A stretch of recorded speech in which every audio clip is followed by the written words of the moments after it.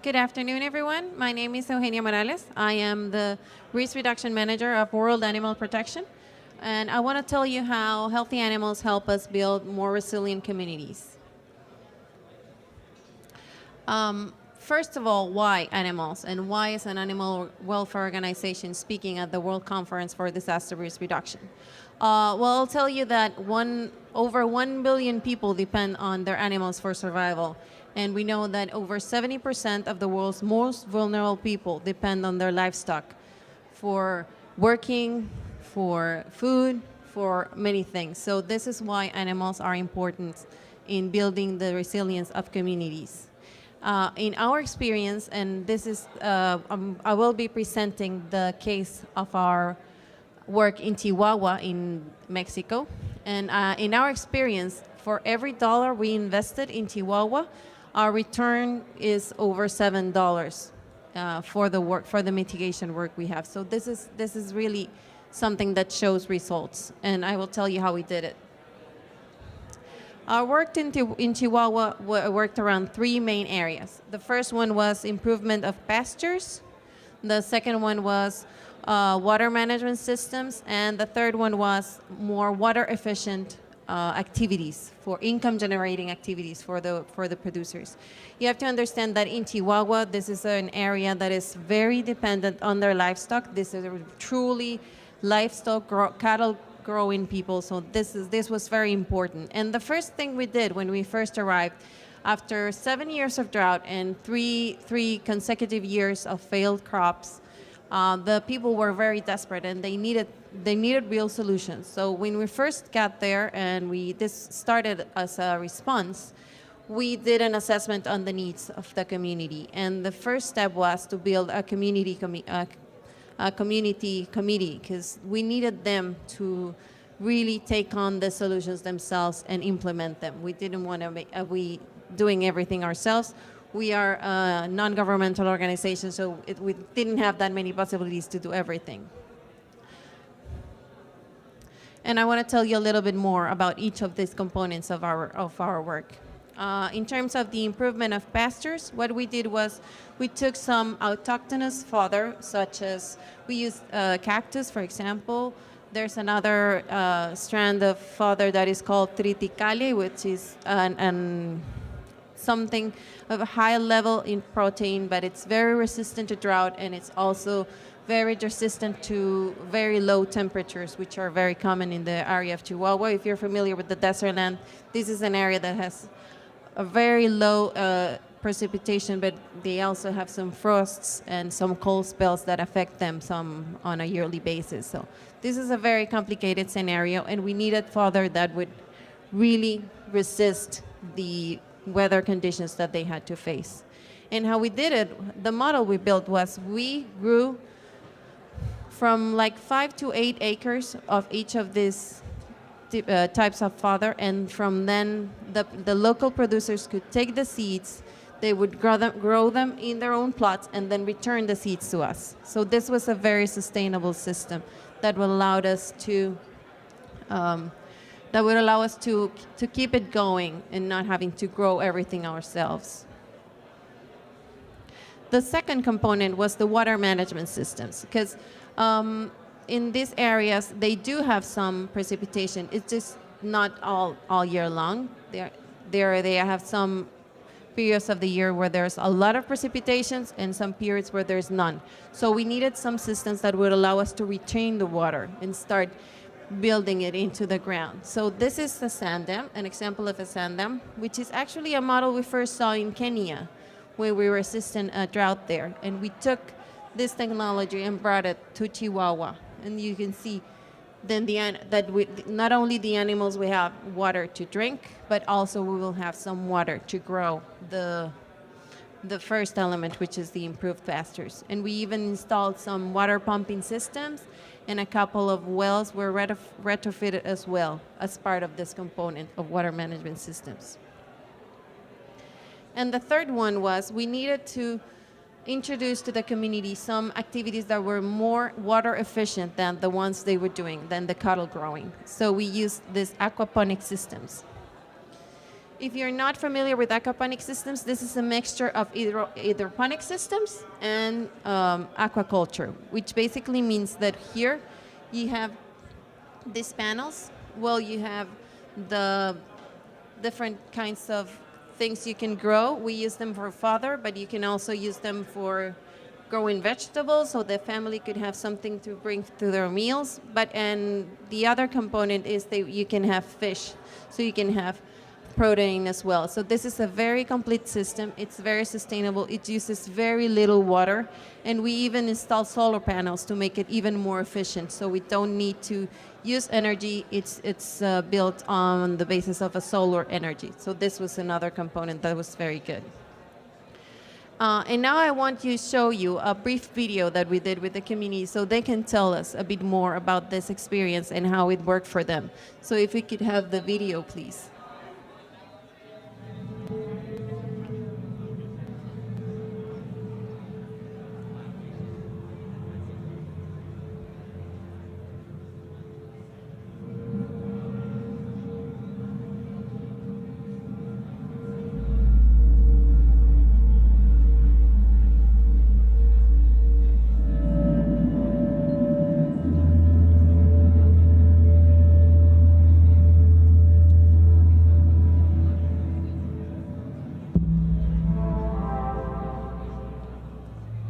La sequía aquí en el ejido de Aldama ha afectado bastante.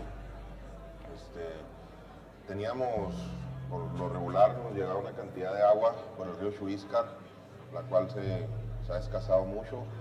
Teníamos algunos ojos de agua en las distintas sierras, también se han agotado. Los agostaderos están deteriorados, no ha llovido lo suficiente para que se alcance la cobertura vegetal a recomponer. Tengo unas crías que pues no resistieron las madres, la inclemencia del tiempo, la sequía, ¿verdad? Y en años anteriores yo poseía 80 cabezas de ganado. Con la sequía algunos se murieron, otros tuve que venderlos y pues ahorita cuento con la mitad, ¿verdad? Le ha pegado más a la ganadería porque se ha perdido hasta el 50% de los hatos ganaderos. Entonces algunos compañeros ya perdieron su patrimonio ganadero. Unos tuvieron que vender venden una vaca para sostener 10, para darle pastura. Y hay compañeros que ya de plano se retiraron del negocio. En 2011, la sequía y las heladas trajeron daños para los animales del estado. Después de la evaluación que realizamos, determinamos varias necesidades. En base a estas, hicimos 3 modelos sustentables. Entonces yo vi aquí que había una posibilidad de mejorar la situación de los compañeros dentro del ejido y principalmente aquí en mi sector, que es uno de los más golpeados. En el manejo de las aguas, nos enfocamos en asegurar agua para las épocas secas. Hicimos presones, rehabilitamos pozos y de esta manera podíamos tener abrevaderos para los animales que andaban pastando. Empezamos a hacer a reconstruir norias o ojos de agua que estaban ya agotados. Profundizamos uno, le pusimos un sistema de bombeo, algo que ellos llaman el pumping jack, que es para sacar agua y tira unas 2-3 pulgadas por segundo. Es un sistema muy eficiente. En el mejoramiento de los pastos hicimos plantaciones de nopal y de semillas mejoradas de pastos, como el triticale. La idea de estos cultivos es que los productores puedan replicarlos en sus parcelas y tener alimento todo el año para los animales.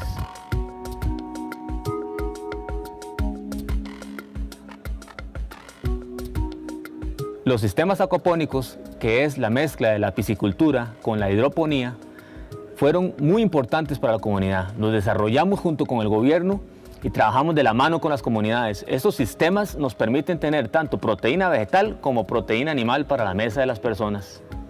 Aquí en el ejido nos sentíamos abandonados, solos, desprotegidos, y después de una sequía, de una helada que nos dejó totalmente derrotados, la llegada de Huespa nos hizo sentir un apoyo, un respaldo. En en un principio gente muy apática, pero ahora ya se están involucrando, ya están preguntando, ya se están arrimando poco a poquito. Entonces creemos que esto va a seguir, ya de aquí ya ahí poco a poco va a ir creciendo. La gente, cuando les tiendes la mano, y más aquí ahorita y con estas sequías y con estas heladas que nos caen, la agarran y empiezan a caminar. Chihuahua es un modelo de soluciones para comunidades que sufren de sequía. Según estudios, más comunidades en el mundo se van a ver impactadas por este fenómeno. Es por esto que debemos comenzar a pensar en modelos que nos ayuden a disminuir su impacto en la vida de los animales y en las comunidades que dependen de ellos.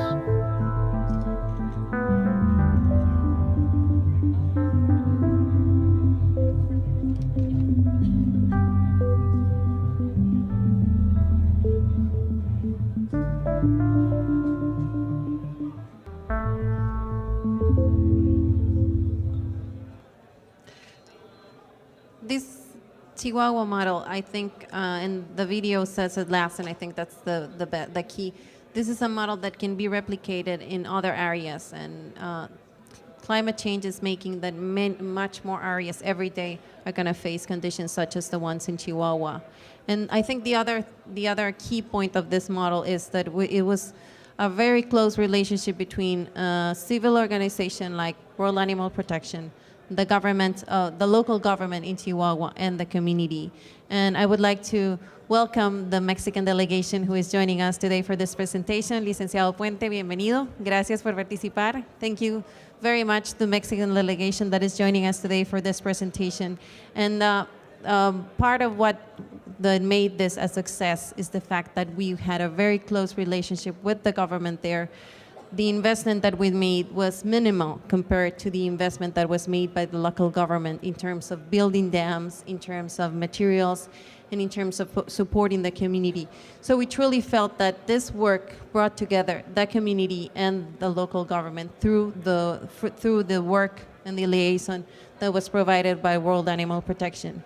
And I just want to leave you with the message that is, when people depend on their animals for their survival, it's a must to include them in the risk reduction programs, because you're not giving them, this is not an option. It's a way that we can make the people make their lives better.